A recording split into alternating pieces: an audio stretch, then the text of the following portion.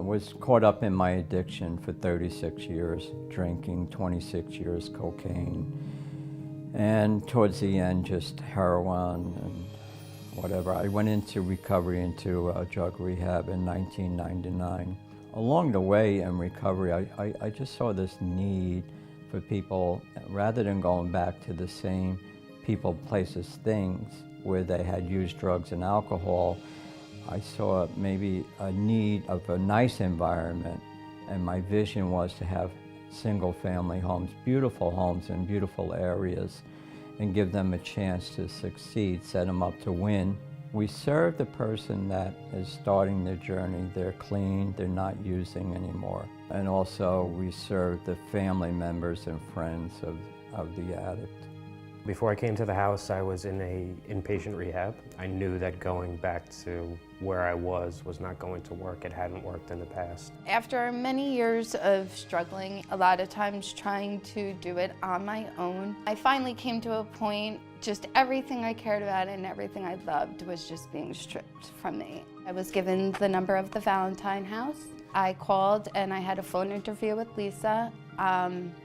I knew at that point the love and kindness in her, just in her voice, made me know I was choosing the right decision to start my journey and begin to recover. The person would come into the home living with other recovering addicts. It's a safe environment where they're free from the stimuli that maybe is outside of the house, where they can hold each other up, so to speak. They are a group conscience, meaning, once a week they have a meeting, they talk about any issues that may arise during the week, everybody shares the chores of the house, everybody's responsible. I think the advantages to living in an environment with other people that have the same goals as you, if someone's going through something, you have other people that have experience with what you're going through, or maybe not, but just have insight into things. And everybody kind of picks each other up.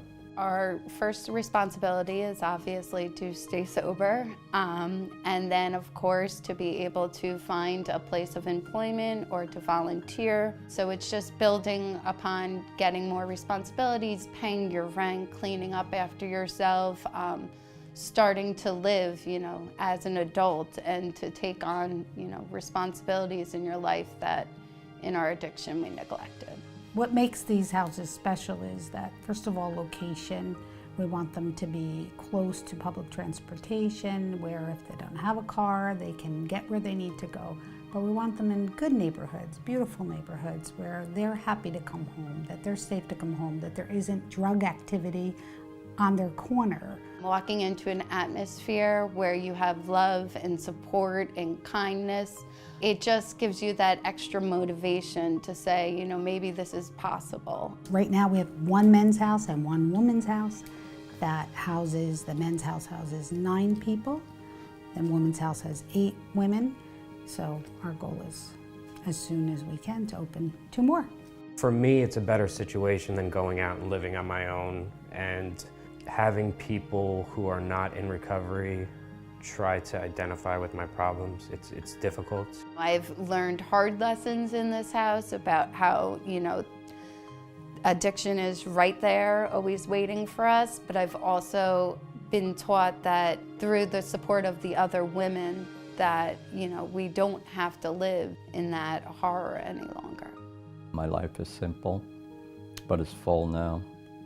And I want people to know that we just want to help. We just want to help.